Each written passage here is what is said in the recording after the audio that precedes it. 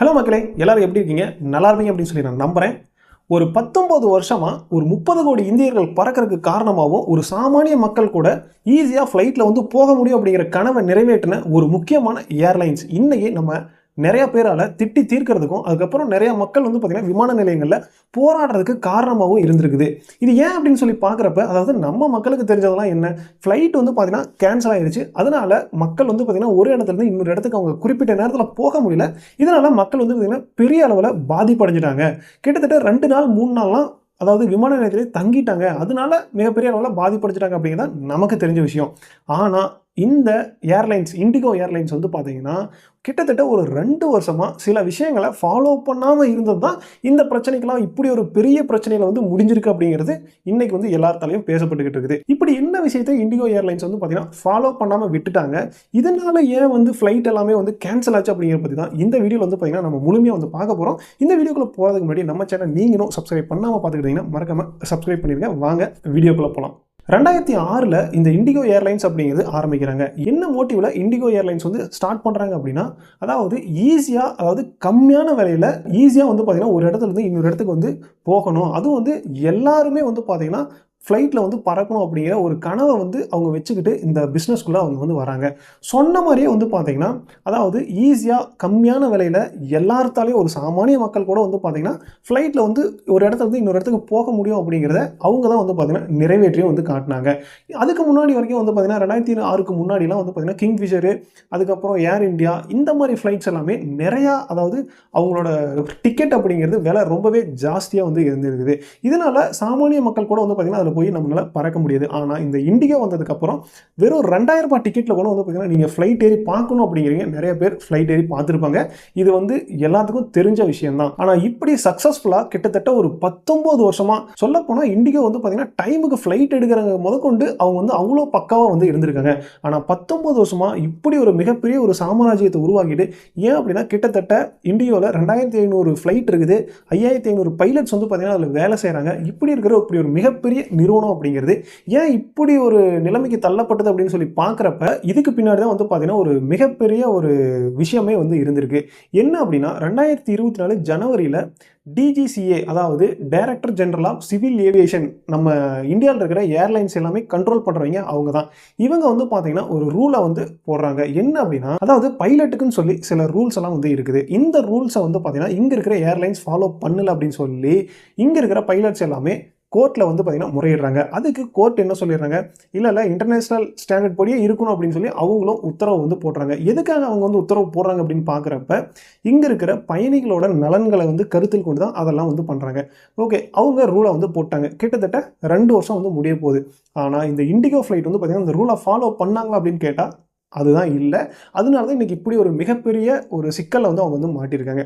இது என்ன ரூல் அப்படின்னு சொல்லி பார்க்குறப்ப, அதாவது வாரத்துக்கு விமானிகளுக்கு 48 மணி நேரம் ரெஸ்ட் அப்படிங்கிறதும், ஒரு வாரத்தில் மிட் நைட்டில் லேண்டிங் அப்படிங்கிறது, அதாவது 12 மணிலேருந்து விடியக்கால 6 மணி வரைக்கும் 2 டைம் தான் ஒரு வாரத்துக்கு வந்து லேண்டிங் அப்படிங்கிறது இருக்கணும் ஒரு பயணிக்கு. எதுக்காக அப்படின்னா அவங்க வந்து கண்டினியூ வந்து ஃப்ளை ஆகிக்கிட்டு இருப்பாங்க. அதனால அவங்களுக்கு, அதாவது அந்த கவனக்குறைவு அப்படிங்கிறது நிறையவே இருக்கிறதுக்கு வாய்ப்பு இருக்குது. அதுவும் விடிய காலில் அப்படிங்கிறது சொல்லவே தேவையில்லை, தூக்கம் வரும். இதனால் அவங்க அதாவது எந்த ஒரு அசம்பாவிதமும் நடந்துடக்கூடாது அப்படிங்கிறதுக்காக தான் வாரத்துக்கு ஒரு விமானிக்கு அப்படிங்கிறது 2 டைம் தான் வந்து லேண்ட் பண்ணணும் அப்படிங்கிறது தான் ரூல் இருந்திருக்கு.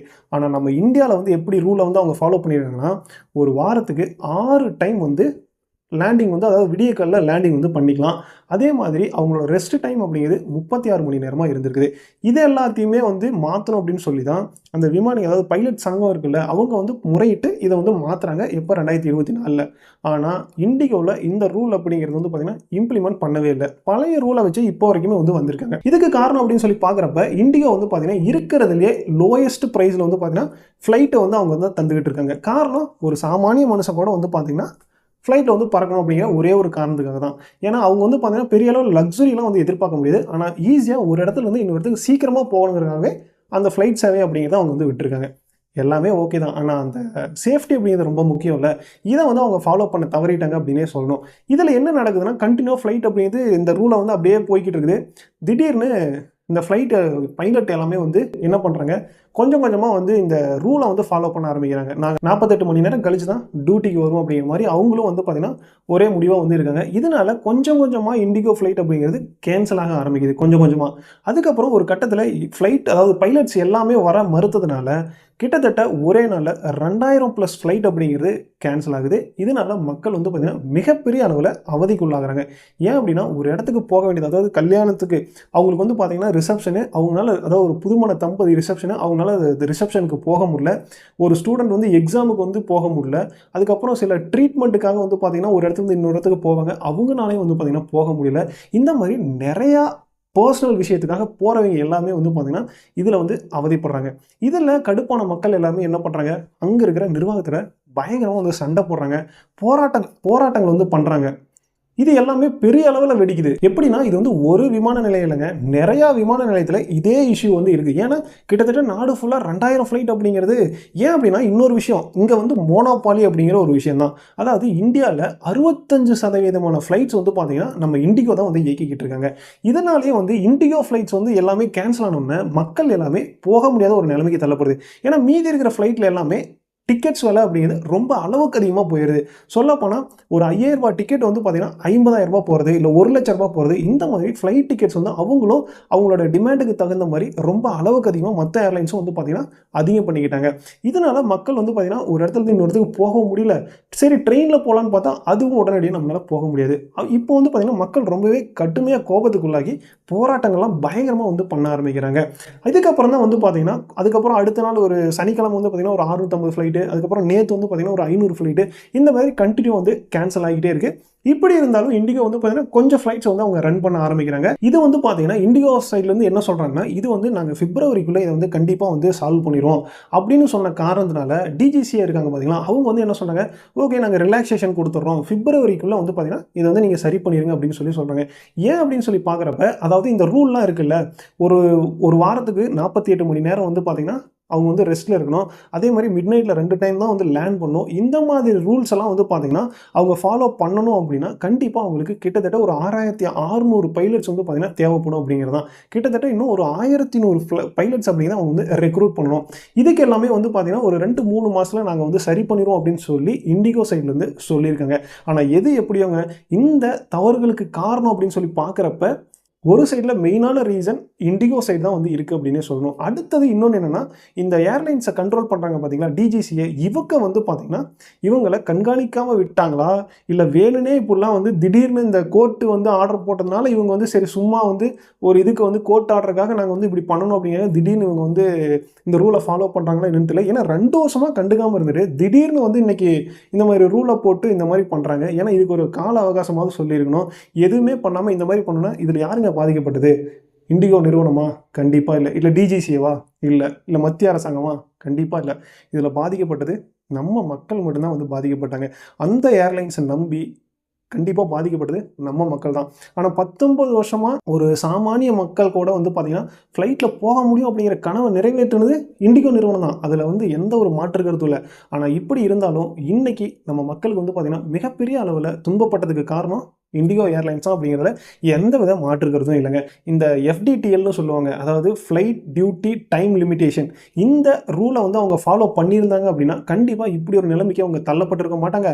நம்ம மக்களும் இவ்வளோ அவதிக்கு உள்ளாக இருக்க மாட்டாங்க. சொல்லப்போனால் நம்ம பக்கத்து நாட்டில் இருக்க ஸ்ரீலங்காவாக இருக்கட்டும், இல்லை சைனா, அதுக்கப்புறம் சிங்கப்பூர், அதுக்கப்புறம் மலேசியா, இவங்கெல்லாம் கூட வந்து பார்த்திங்கன்னா அந்த கவர்மெண்ட் வந்து ஓனாக ஏர்லைன்ஸ் வந்து வச்சுருக்காங்க. ஆனால் நம்ம இந்தியா வந்து பார்த்திங்கன்னா வச்சிருந்த ஏர்லைன்ஸையும் ப்ரைவேட்டுக்கு தாரவாத்து கொடுத்துட்டு சும்மா வந்து பார்த்தீங்கன்னா இந்த மாதிரி ஏதோ ஒரு பிரச்சனை வரப்போ இப்படி வந்து பார்த்தீங்கன்னா அந்த கம்பெனி மேலே வந்து பழியை போட்டுட்டு இவங்க வந்து பார்த்தீங்கன்னா ஓரமாக நின்று வேடிக்கை தான் வந்து பார்த்துக்கிட்டு இருக்காங்க அப்படின்னு தான் சொல்லணும். இதுக்கு காரணம் என்ன? மோனோபாலி அப்படிங்கிறது தான் வந்து பார்த்தீங்கன்னா எல்லாத்தாலையும் பேசப்பட்டுக்கிட்டு இருக்கு.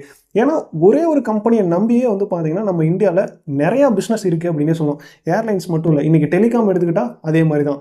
இந்த மாதிரி நிறையா பிஸ்னஸ் வந்து பார்த்தீங்கன்னா சில கம்பெனியை நம்பி மட்டுமே இருக்குது. அதேமாதிரி பெட்ரோலியம், இது மாதிரி நிறையா விஷயங்கள் இருக்குது. அவங்க வந்து கொடுக்க முடியாதுன்னு சொன்னால் இன்றைக்கி நாடே வந்து ஸ்தம்பிச்சு போயிடும் அப்படிங்கிறத. கிட்டத்தட்ட இன்றைக்கி ஏர்லைன்ஸ் எப்படியாச்சோ அதே மாதிரி பிரச்சனை வந்து பார்த்திங்கன்னா ஃப்யூச்சர்லி வரக்கூடாது அப்படின்னா நிறையா கம்பெனிஸ் வந்து பார்த்திங்கன்னா எல்லா பிஸ்னஸ்லையுமே அவங்க வந்து இன்வால்வ் ஆகணும் அப்படிங்கிறது தான். அவங்க இன்வால்வ் ஆகி எல்லாமே வந்து பார்த்தீங்கன்னா ஈக்குவலாக இருந்தது அப்படின்னா கண்டிப்பாக இந்த மாதிரி பிரச்சனைகள் அப்படிங்கிறது வந்திருக்காது. ஏன்னா இந்த ஃப்ளைட் கேன்சல் ஆச்சு அப்படின்னா இன்னொரு ஃப்ளைட்டில் அவங்க வந்து போக போகிறாங்க.